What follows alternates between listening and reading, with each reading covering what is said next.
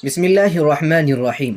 السلام علیکم ورحمۃ اللہ وبرکاتہ۔ محترم سامعین، اللہ تبارک و تعالی نے قرآن کریم میں میرے اور آپ کے آقا حضرت محمد صلی اللہ علیہ وسلم کے بارے میں ارشاد فرمایا، تمہارے لیے رسول اللہ صلی اللہ علیہ وسلم میں بہترین نمونہ ہے۔ اور ایک جگہ ارشاد فرمایا کہ آپ صلی اللہ علیہ وسلم اخلاق کے اعلیٰ درجے پر فائز ہیں۔ رسول اللہ صلی اللہ علیہ وسلم کی زندگی کے بارے میں جاننا ہر مسلمان پر لازم اور ضروری ہے، تاکہ ہم سب اپنے پیارے نبی صلی اللہ علیہ وسلم کی طرح زندگی گزارنے کی کوشش کریں۔ اسی لیے اس سلسلے سیرت رسول اکرم صلی اللہ علیہ وسلم کا آغاز کیا گیا ہے۔ چنانچہ جب عبد المطلب حضرت عبداللہ کے فدیے سے فارغ ہوئے تو ان کو حضرت عبداللہ کے نکاح کی فکر ہوئی، تو انہوں نے قبیلہ بنی زہرہ جو شرافت نسبی میں ممتاز تھا، وہاں پر وہب بن عبد مناف کی صاحبزادی جن کا نام آمنہ تھا، حضرت عبداللہ کے نکاح کا پیام دیا، اور خود عبد المطلب نے بی بی آمنہ کے چچا وہیب کی صاحبزادی جن کا نام حالہ تھا اپنے نکاح کا پیام دیا۔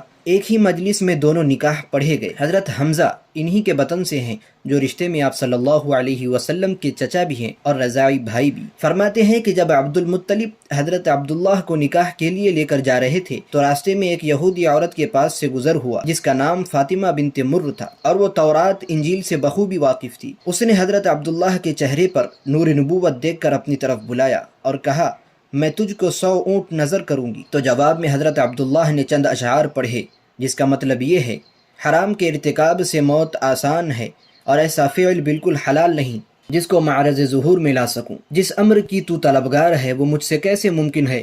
کریم النفس آدمی تو اپنی آبرو اور اپنے دین کی پوری حمایت کرتا ہے۔ حضرت عبداللہ جب حضرت آمنہ سے نکاح کر کے واپس لوٹ رہے تھے تو پھر اسی عورت کے پاس سے گزر ہوا۔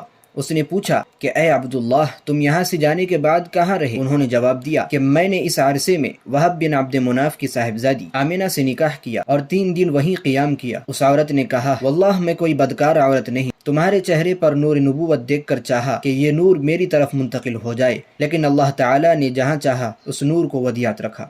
اس کے بعد حضرت عبداللہ بغرض تجارت ملک شام گئے۔ راستے میں بیماری کی وجہ سے مدینہ منورہ ٹھہر گئے۔ قافلہ جب مکہ واپس آیا تو عبد المطلب نے دریافت کیا کہ عبداللہ کہاں رہ گئے؟ قافلے والوں نے کہا، بیماری کی وجہ سے اپنی نانیحال بنی نجار میں ٹھہر گئے۔ عبد المطلب نے فوراً ہی اپنے بڑے فرزند حارث کو مدینہ منورہ روانہ کیا۔ مدینہ پہنچ کر معلوم ہوا کہ حضرت عبداللہ کا انتقال ہو چکا ہے۔ 1 ماہ بیمار رہے اور انتقال کے بعد مدینہ منورہ ہی میں نابغہ کے مکان میں مدفون ہوئے۔ حارث نے واپس آ کر عبد المطلب اور عزیز و اقارب کو اس حادثہ فاجعہ کی اطلاع دی، جس سے سب کو سخت صدمہ ہوا۔ نبی کریم صلی اللہ علیہ وسلم ابھی بطن مادر ہی میں تھے کہ حضرت عبداللہ کا انتقال ہو گیا۔ وفات کے وقت حضرت عبداللہ کی عمر کا 18واں سال جاری تھا۔ حضرت عبداللہ نے 5 اونٹ اور چند بکریاں اور ایک باندی جن کا نام برکہ تھا اور کنیت ایمن تھی ترکے میں چھوڑی۔ انشاءاللہ اگلی قسط واقعہ اصحاب فیل کے بارے میں ہوگی۔